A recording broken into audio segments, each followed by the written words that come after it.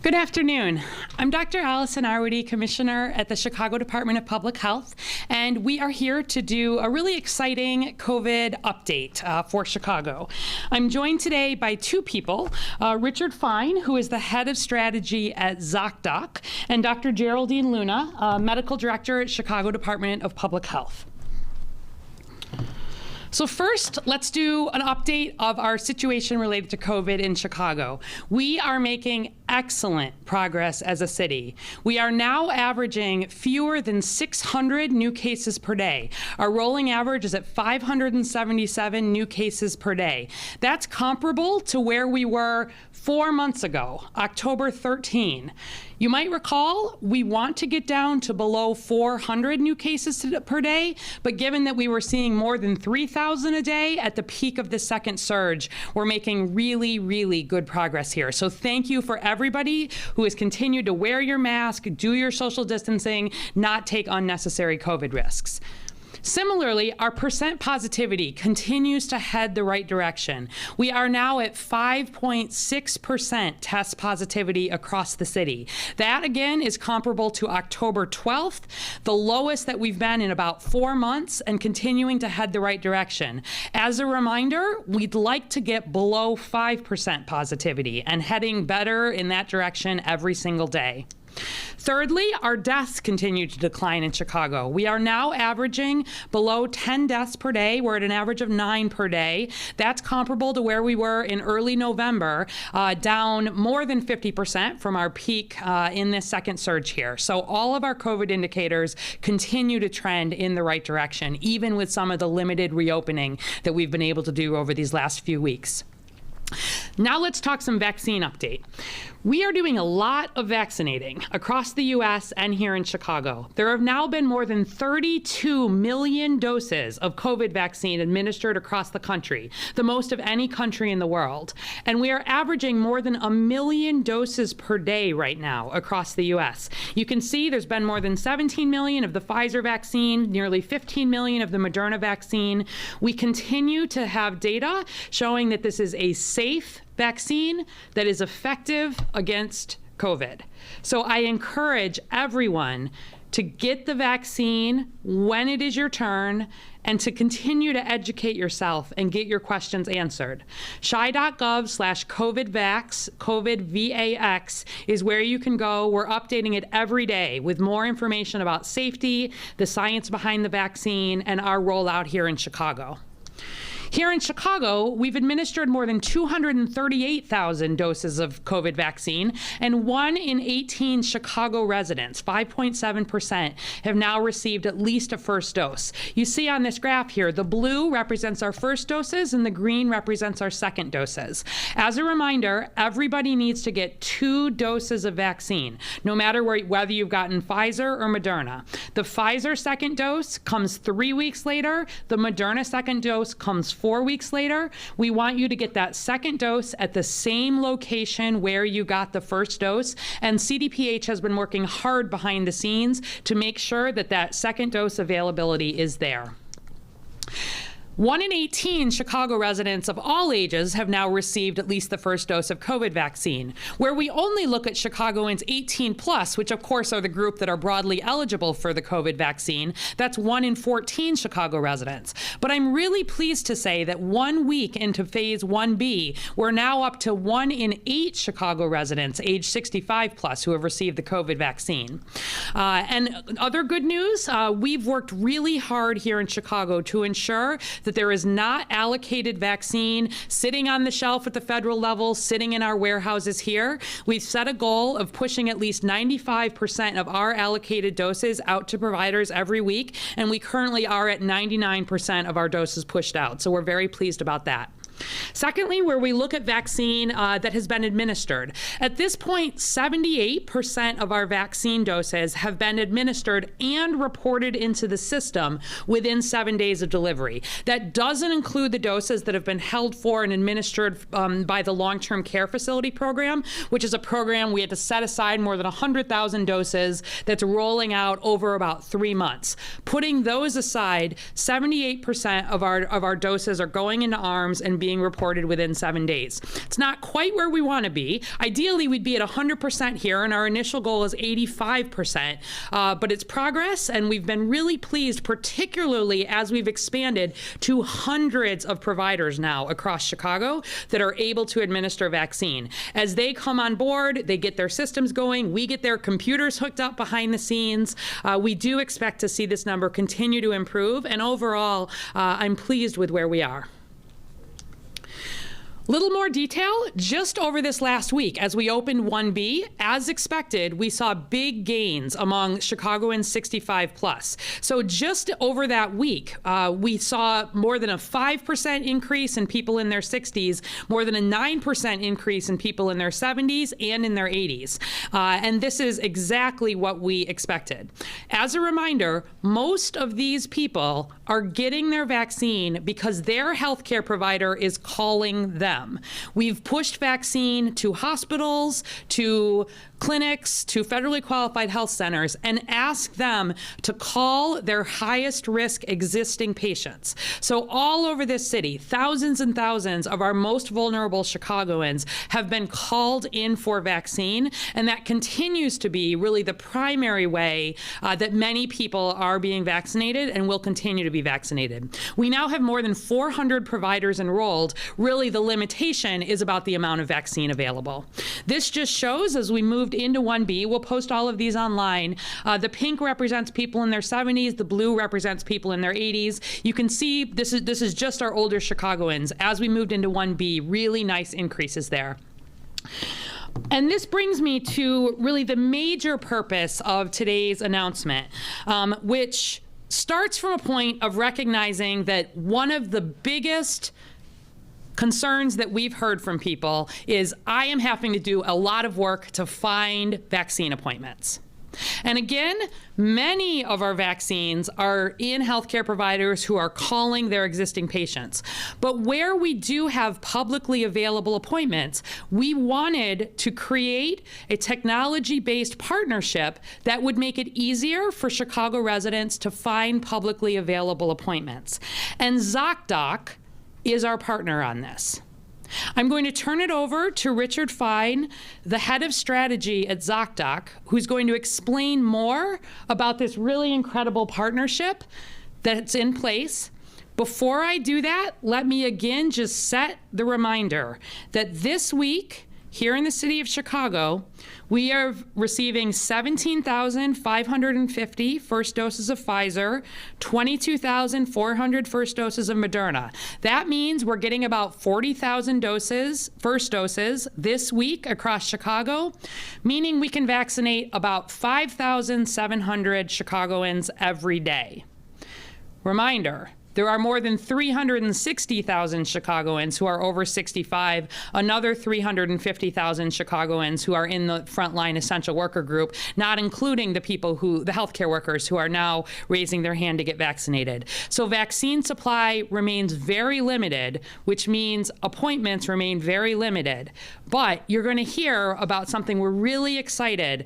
As more vaccine becomes available, we'll be able to use this platform to make it easier for Chicagoans to access publicly available appointments. And with that, I'll welcome up Richard Fine.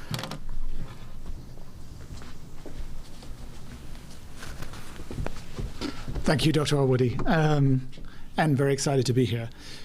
To just set a little context for this, if we think about all of the things that need to happen in order for the mass vaccinations to occur, many of these things are both very new and very challenging. We have got to obviously develop these vaccines on an accelerated timeline, the cold storage and cold chain, the building of these vaccination centers. All of this is a new challenge. But as Dr. Allwoody mentioned, one of the most visible and the kind of tip of the iceberg challenge that people are experiencing is being able to find where there are available appointments across the city of Chicago and across the country at large. And what this looks like is people spending hours checking different websites, making phone calls, in some cases walking in and trying to find where there might be a publicly available appointment. That experience is obviously frustrating for people, but it also tends to reward those with the most time and the most resources to be able to do that, and that maybe isn't the fairest way for us to do this. And I think from the Zocdoc perspective, it doesn't have to be this way.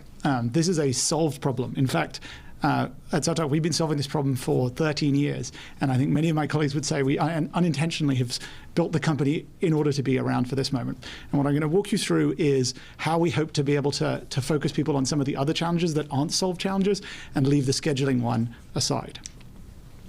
So to just quickly level set on what Zocdoc is, as some people may not know, millions of patients every month come to Zocdoc and they look for a provider. They enter their insurance, their need, and their location, and they see a set of providers near them in over 100 specialties, and they're able to instantly book an actual appointment.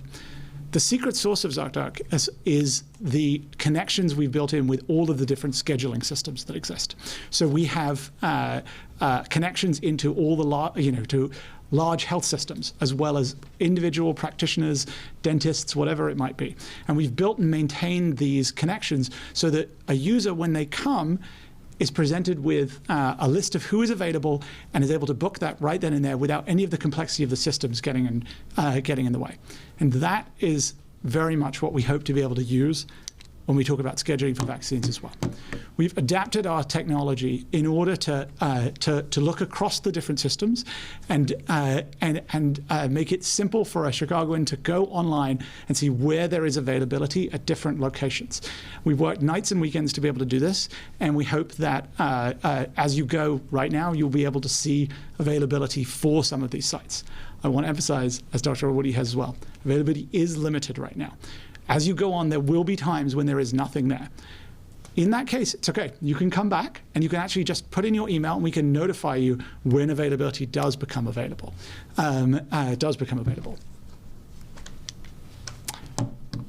To just quickly touch on the partners here. The initial partners for this include the Amita Health System, the Rush Health System, the City Pods, the Erie Family Health Center, and Innovative Express Care. We will be continually adding new partners in this central site so that people can go online and check and see availability there. It's also free for any provider who has availability to join and list it on the site.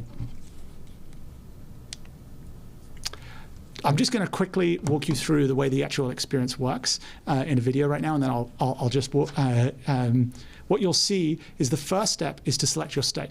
So we want to make sure that the eligibility requirements are based on your state. In this case, the person selects Illinois. They then select their eligibility information, and providing they're eligible, they can then see available times and make an appointment right on Zocdoc, and then actually book a visit right there. I've somewhat simplified the booking step, but it gives you a sense of how this works. If you go to zocdoc.com/vaccines, you will see this is available right now.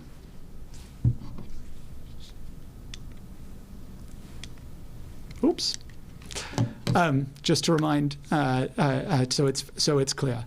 First, select your state, then enter your eligibility information, then look and see the available times, and then you're able to book. I want to say that we've actually, as we look at this, people are booking in under a minute, and we're very proud of that. I think that's a tremendous improvement over the hours that people are spending and they're not able to find vaccine at this time. And I actually want to thank the City of Chicago, Dr. Woody, and others as well. They have been shown real leadership and speed here. They've been a model partnership for us. And I want to say on behalf of my colleagues at Zocdoc that this is an honor to serve in this way. And we have done this at the only price we were willing to do it for, which is free. It is free for the City of Chicago, free for the patient, free for the provider. We will not be selling any data for this at all. And we stand ready to do the same for any county, city, state, or provider in the US who would like to do that. Thank you. And I'll hand back to Dr. Woody.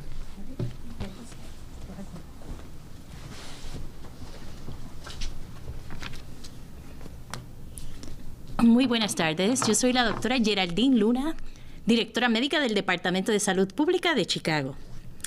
Estamos celebrando hoy la venida de Zocdoc, una forma centralizada de poder hacer sus appointments o poder hacer sus citas para recibir la vacuna. La ciudad de Chicago y Zocdoc, ZOC, DOC, están anunciando una asociación en la que Zocdoc servirá como la plataforma principal de la ciudad para que los habitantes de Chicago elegibles, de acuerdo a nuestra lista de priorización, encuentren y reserven sus vacunas para el COVID-19. El SOC coordinará la disponibilidad de las citas en tiempo real, desde sitios selectos en Chicago, como las clínicas de dispensación masiva o de vacunación masiva, así como las organizaciones de atención locales, mediante la creación de un mercado central para ayudar a los habitantes de Chicago a encontrar esas citas y reservarlas más fácilmente. Sabemos que muchos han tenido problemas buscando sus citas médicas, que el primario ya tiene sus citas llenas, que el farmacéutico ya tiene sus citas llenas. Así que esta es una opción muy real, muy buena, y estamos celebrando. Chicago es la primera ciudad en implementar el programador de vacunas Zocdoc para agilizar la programación de vacunas. Los habitantes de Chicago pueden visitar zocdoc.com/vaccine o vacuna, en inglés vaccine, VACCINE, donde confirmarán su ubicación y la elegibilidad de acuerdo a la lista de priorización. Si es elegible según nuestras listas de priorización, según las pautas aquí de Illinois, Zocdoc mostrará las ubicaciones de las vacunas cercanas y la disponibilidad de las citas en tiempo real. Los pacientes podrán seleccionar fecha, hora y ubicación e instantáneamente reservar una cita en línea. Este servicio ofrece soporte de traducción para más de 100 idiomas, incluyendo el español. El servicio también tiene una variedad de herramientas de accesibilidad que los usuarios pueden habilitar si necesitan apoyo adicional. Aunque el suministro de vacunas es actualmente limitado, las citas se agregarán de forma continua a medida que se asignen más vacunas a los proveedores. Además, la ciudad y Zocdoc esperan que más proveedores de atención médica locales, incluidos otros sistemas hospitalarios y centros de salud calificado a nivel federal, se unan a este importante esfuerzo de accesibilidad. Con este fin, la Asociación de Hospitales y Salud de Illinois alienta a sus miembros a participar. Se anima a los habitantes de Chicago a buscar primero una cita para la vacunación con sus proveedores de atención primaria, si tiene uno, y también a través de las farmacias locales o sus empleadores, si es que están disponibles ahí. Pero el programador de vacunas Zocdoc servirá como un recurso público y gratuito para aquellos que de otro modo podrían tener dificultades para encontrar o tener acceso a la vacuna. Los proveedores de atención médica pueden integrar a esta nueva solución a su sistema de programación existente o pueden utilizar el calendario dedicado basado en el web de Zocdoc para respaldar la programación en línea. Esta capacidad única se hace posible que Zocdoc agregue y muestre forma centralizada de citas de vacunas disponibles a los usuarios en un tiempo real, a lo fáciles de encontrar y se puede reservar al instante en menos de un minuto. Además de su nuevo programador de vacunas, Zocdoc lanzó recientemente un servicio de seguimiento de vacunas personalizado que distribuye la información necesaria a los consumidores y ayuda a proporcionar respuesta a preguntas comunes. Con el tiempo, este servicio se volverá más práctico, ayudará a los usuarios a desarrollar fácilmente un plan de vacunación, incluida la búsqueda en un lugar de vacunación cercano y la reserva de una cita en línea segura. Chicago continúa vacunando en la fase 1A del lanzamiento de la vacuna y ahora 1B, que son trabajadores de la salud y residentes y personal de atención de largo plazo. Y recientemente pasó las primeras etapas. Esto significa que los habitantes de Chicago mayores de 65 años y grupos específicos de empleados de primera línea esenciales de mayor riesgo son elegibles para la vacunación. Incluso es elegible, puede llevar semanas obtener una cita debido al suministro limitado. Pedimos paciencia. Sabemos lo difícil que es, pero estamos buscando esas soluciones de las vacunas y la ciudad está recibiendo del gobierno federal más y más vacunas y así se estarán haciendo disponible al público. La vacuna se ofrece sin costo a los habitantes de Chicago que la deseen, pero necesitan paciencia mientras aumentan las cantidades. Gracias.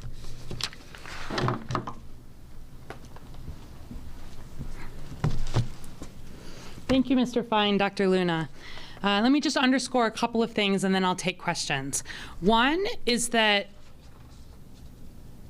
vaccines available through Chicago providers are meant for people who live or work in the city of Chicago. We've certainly seen a lot of examples of people coming in to be vaccinated in Chicago, and if you work here, you are welcome to do that.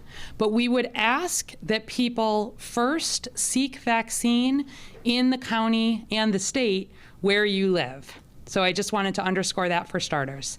Secondly, I just wanted to emphasize how excited we are about a couple of points here. One is that, again, this is free. This has been free to the city of Chicago. We reached out to Zocdoc to say we knew that they were the country's leader in terms of online healthcare scheduling, said, can we figure out a way to make this work for a problem that we're working to solve here and across the country? That there is no cost ever for getting a COVID-19 vaccine in the city of Chicago. There is no insurance requirement and there is no cost to Chicagoans. And the last thing is that, again, appointments are very limited. I know I've said it, but I can't say it enough. One reason we did not launch this earlier was because we have continued to be primarily vaccinating healthcare workers from 1A in our City of Chicago pods. And all appointments, even in our pods, will not be publicly available. Many continue to be allocated for our frontline essential workers, particularly ones who work in smaller employment settings. We also continue to direct vaccine to healthcare providers, to pharmacies, and to employers. But for publicly available vaccine, we're so excited to have a strong tech platform that as vaccine availability rolls up, can grow with us. So again, really pleased to be announcing this today and happy to take your questions. Good afternoon, Dr. Arwady. I'm Natalie Perez with Univision Chicago. I have many questions here, but I'm going to start first with our questions. We are hearing about clinics offering vaccines to residents not on the priority list right now, presumably because they have people who don't show up and the dosage may go to waste otherwise. Your thoughts on this? And I have, if you have any issues, guidance on what to do with leftover dosage. Sure. So let me just set a baseline here, and then we'll talk a little bit about how Zocdoc and platforms fit in as well. So first of all, I do think people don't fully understand the concept of wasting vaccine. Moderna and Pfizer vaccines can sit in the freezer for 6 months, no problem. Once they come out of the freezer or the ultra cold, we have 5 days to use them in that refrigerated state. And then only when you puncture a vial, if it's Pfizer, there are 5 doses available in it. If it's Moderna, there are 10 doses available. You have 6 hours to use those doses.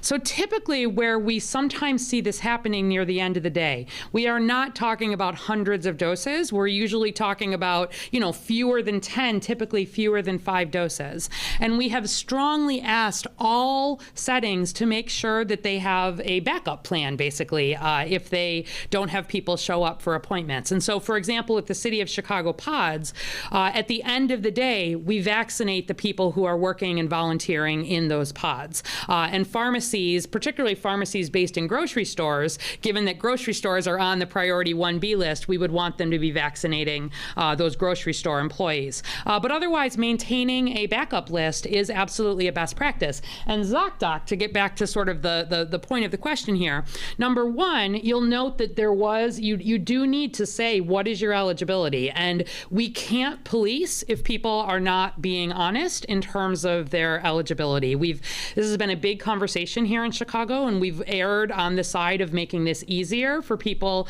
to be able to get vaccine, not setting a lot of barriers up, but also trusting that people will be honest in terms of not jumping the line. But also the ability to have people registered in Zocdoc knowing, for example, their zip code of location will let us potentially access that list if vaccine appointments were to become available, for example. So there's a number of ways that we may be using it to avoid that. But there's not wastage of vaccine going on in Chicago. I want people to hear that strongly.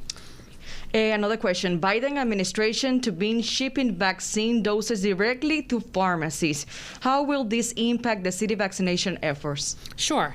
So City of Chicago has already been providing vaccine to many pharmacies. So about 9 to 10% of our vaccine has been given out already through pharmacies. So in addition to Walgreens and CVS, which are in that federal program, we've already here partnered with Walmart, we've partnered with Jewel Osco, we've partnered with Mariano's. So the new federal program is a way for pharmacies that perhaps have not done the local signing up to be a vaccine provider can more easily be able to access it. We're pleased about it, but it doesn't get us any more vaccine. It just gives us another route to be able to direct vaccine. So we are, again, really set up to be able to use pharmacies. We're already using them and just waiting for more vaccine to be available. Okay, this question is from Alexandria Fisher from NBC. With the city now in phase 4, are there any plans or discussions about allowing some fans back into the stands for Blackhawks or Bull games? So let's just take a slow look at this. We saw the data. We're definitely making good progress here, but we are still not even below that 400 case mark and that 5% positivity that really mark our danger zone here in Chicago. Where I think about fans in stands, that is months away, realistically. And certainly as we make progress, both on case counts, first and foremost, doing the things that we know work, as well as rolling out vaccine, I am certainly optimistic that we will be able to be reopening further, but we're going to have to be doing that in a way that's cautious, and I really can't predict months from now where we will be. I'm feeling optimistic based on the way things are going right now, but if I've learned nothing in more than a year of doing COVID, it's that it is right to look at the information that we have right now, make our decisions based on the information that we have now, and not try to predict many, many months into the future. So, things are all heading the right direction right now.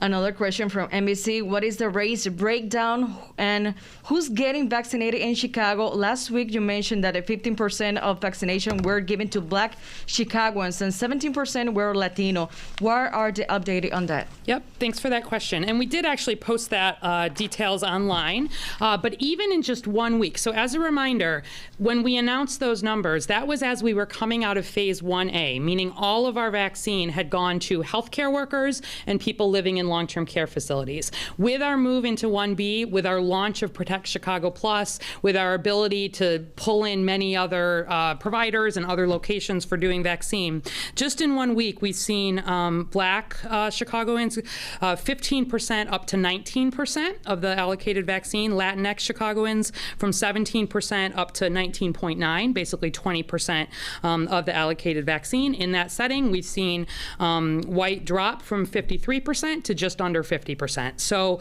still a long way to go from an equity perspective, no doubt about it, but I'm very pleased with the progress that we've already seen, and we continue to monitor those numbers closely and do a lot of work to push vaccine and lower barriers in settings where we really want it, that have been hardest hit by COVID and that we really want to make sure can most easily access vaccine. This question is from Alice Jean. How many doses are you allocating vaccine every week to CPS, and what will that stockpile add up to mid-February when the district expect to be administering vaccine? Sure. So I've gotten a number of questions. Obviously, there's a lot of conversation about CPS right now.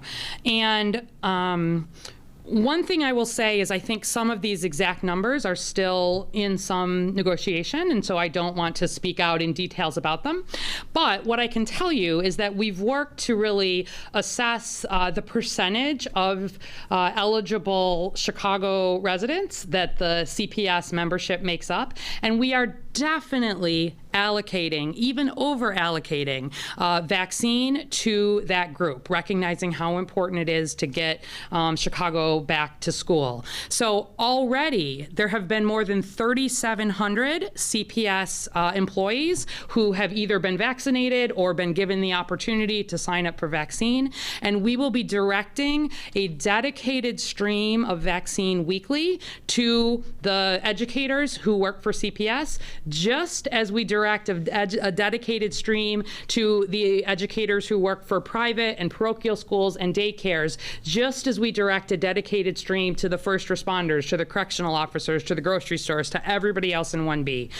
So that I would refer to the CPS plan for the details of some of that, but particularly while some of these negotiations are going on, I don't want to get premature about some of those details related to vaccine. But I do think we are in a good place there. Everybody, including CDPH, is in agreement that we want to get Chicago schools back in session, and we want to make sure that educators have access to vaccine. We just can't make that access at the expense of all of the other populations that really need to make sure that they can get vaccine as well. This question is from Derek Hengel. It seems that not a hospital-attached private practice, healthcare workers are having problems getting the vaccine. How can healthcare workers get vaccinated when they cannot receive appointments via CDPH? Okay, so a couple things on this. First is that as always, if you go to chi.gov/covidvax, there is a tab there specifically for healthcare providers that gives healthcare providers the information if they want to enroll to get vaccine, if they want to connect to Zocdoc. There's multiple pieces here. But also, there is a survey that unaffiliated healthcare practices can fill out, and we've received thousands of them. In those surveys, the clinic tells us about whether this is a home health agency, whether this is a dental facility, whether this is a physical therapy facility. They tell us how many individuals work for their practice, and we work to get them connected to vaccine. We still are receiving thousands of people who need vaccine from 1A. And in some cases, those are people who maybe were not ready to raise their hand right away in the very first part of this rollout. We really want to get our healthcare workers vaccinated. So I would encourage anybody who has not sort of filled out that form. It's done at a practice level, so it's not an individual. But then also you'll note that within Zocdoc, and maybe if you want to speak just a little bit to this, one of those eligible groups is for healthcare workers. So maybe just to add in how that would work with Zocdoc. The purpose of this is for patients and for providers to have a single location where availability is listed. So if you are a provider or practice or a smaller organization and you would like to have the vaccine doses that you have be listed within the Chicago system, please contact us. There's if you go to zocdoc.com/vaccine/provider, you'll be able to see a page where you can register. It is entirely free to join. We'll build the connection for free to your system and enable you to take bookings from that central site. So please contact us. That will also enable the city site to be more complete and have more of the different locations that have vaccine doses.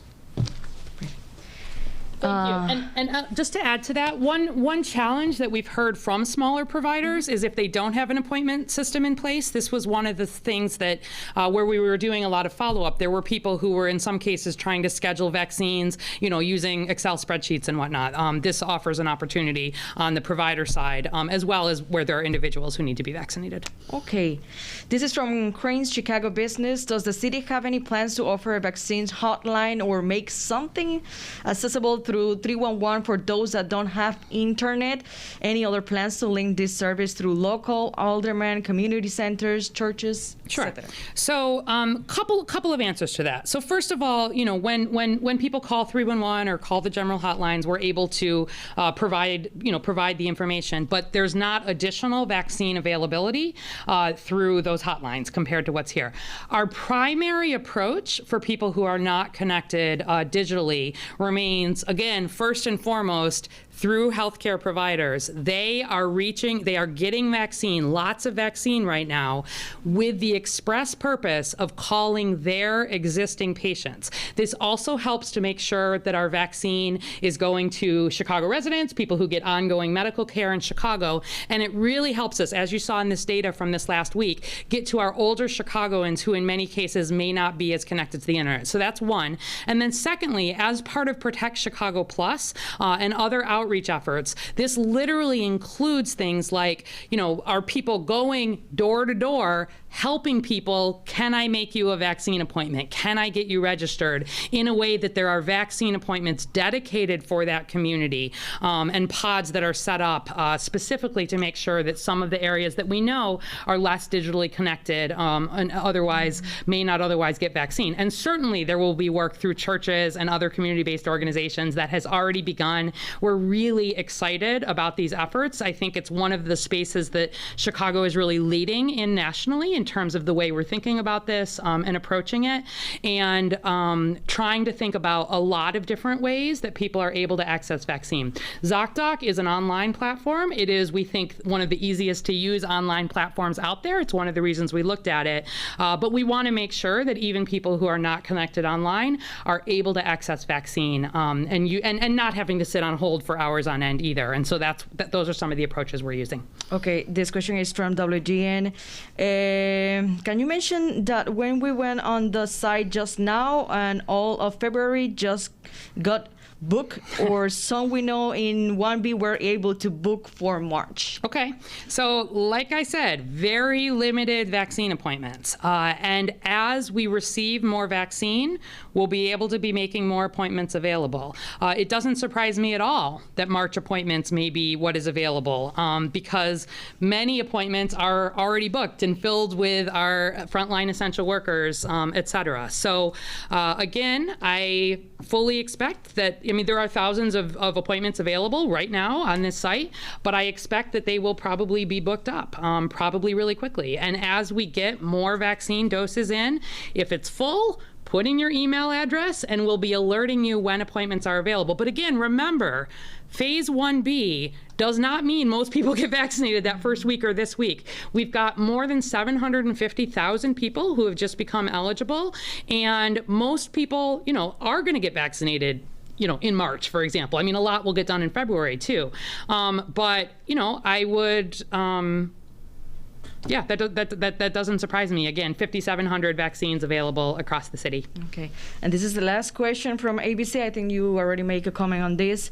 What is being done or can be done to prioritize vaccinations in hard-hit communities for people who actually live there? We are hearing reports of people coming from outside those communities getting the vaccine. Okay, so let me just take 1 minute to remind people about some of the Protect Chicago Plus, because I think this gets at the heart. It's one of the more, innovative things that's happening in Chicago. So as a reminder, our epidemiologists worked to pull together a lot of factors that put communities at higher risk for poor COVID outcomes or lower vaccine uptake. And so this includes everything from lower income to lower insurance rates to not having a primary care provider. It includes where in Chicago do we have a lot of these frontline essential workers that live.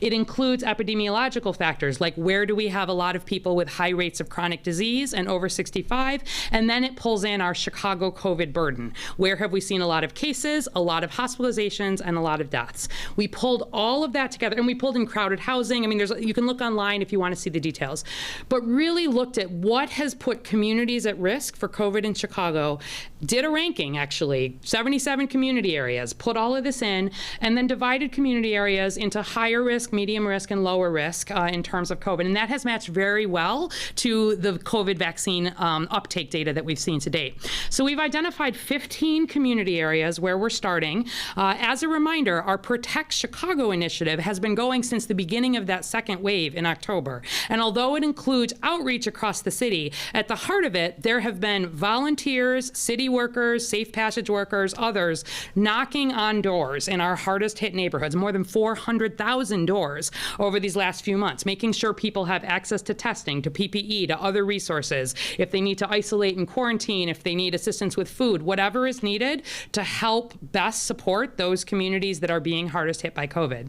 Now with the availability of the vaccine, of course is at the heart of Protect Chicago. And so at the same time, while we work on things like Zocdoc that make vaccine available, to people across the city, Protect Chicago Plus is our initiative to bring vaccine to those 15 community areas as a start. And to give a sense of what that looks like, first, our healthcare providers. Obviously, we've been enrolling healthcare providers all over the city, but people at the Chicago Department of Public Health have been reaching out to healthcare providers in some of the parts of the city that don't have as much healthcare access to make sure that we can support providers to become enrolled. And even if they're only getting 100 doses of COVID vaccine for their existing patients to start with, those are excellent. That's exactly the 100 doses. That's a very well-used 100 doses in terms of equity. And we're able to direct vaccine as long as those providers can use that vaccine every week. Providers who are in some of these hardest hit communities, whether they're hospitals, safety nets, federally qualified health centers, private providers, et cetera, will be able to get additional vaccine as much as they're able to use it. We also are targeting a lot of our strike team efforts to some of these hardest hit areas. So we are bringing vaccine. Obviously, we continue to work with our pharmacy partners to long-term cares, et cetera. But now that we're on 1B, remember, we're also focused on non-healthcare residential settings. So we're able to start bringing vaccine into low-income senior housing settings in some of these areas, into homeless shelters in some of these areas, into other settings where people are living together and where we've seen a high rate of COVID outbreaks. And then finally, this door-to-door work really involves pushing resources, working with trusted community partners. Each community has a 2-week planning process and then a launch. And so Belmont Cragen is where we've kicked off, and there's been a lot of excitement related to what should this look like. Our goal is to pre-register people for vaccine, to have a lot of educational events, think about who are the people who are spokespeople, but then to literally do some registering and dedicate vaccine closed pods for people who live in those community areas. And so our goal is to make sure that we push vaccine to these community areas until they are at or above the city rate for COVID vaccine access. And so there's more to this strategy, and you'll certainly hear more.